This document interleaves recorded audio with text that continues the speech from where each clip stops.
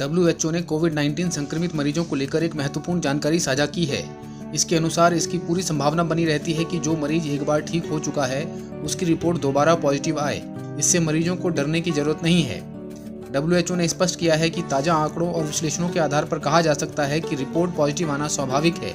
ठीक होने के बाद मरीजों के फेफड़ों से मृत कोशिकाएं बाहर आ सकती हैं। इन मृत कोशिकाओं के आधार पर रिपोर्ट पॉजिटिव आ सकती है। यह मरीजों का रिकवरी फेज है जिसमें मनुष्य का शरीर खुद ही उसकी सफाई करता है। भारत में भी कोविड-19 की वैक्सीन बनाने को लेकर कवायदें तेज हैं। भारतीय आयुर्विज्ञान अनुसंधान परिषद कोविड-19 का पूर्ण स्वदेशी टीका विकसित करने के लिए भारत बायोटेक इंटरनेशनल लिमिटेड के साथ मिलकर काम कर रही है। एक बयान में बताया गया कि टीके का विकास ICMR के पुणे स्थित राष्ट्रीय विषाणु विज्ञान संस्थान में अलग किए गए वायरस के उप प्रकार का इस्तेमाल कर किया जाएगा। कोरोना वायरस के मरीजों का पता लगाने के लिए सरकार द्वारा लॉन्च किया गया आरोग्य सेतु ऐप कोविड-19 के प्रसार को रोकने में मदद करने वाले एक महत्वपूर्ण हथियार के रूप में उभर रहा है।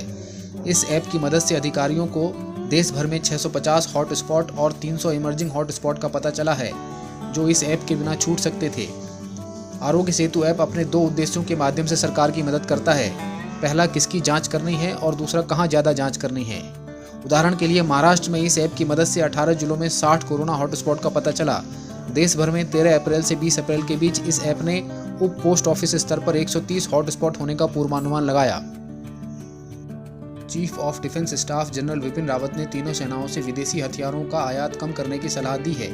विपिन रावत ने कहा है कि सेनाओं को अपनी जरूरत के हिसाब से मेक इन इंडिया पर ध्यान देना चाहिए और बाहर से हथियार आयात करने से बचना चाहिए।